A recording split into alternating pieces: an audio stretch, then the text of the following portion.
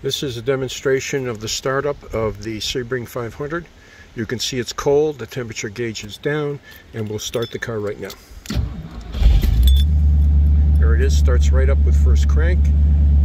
You can hear the exhaust from the Flowmaster mufflers, which are almost brand new, less than 1,000 miles.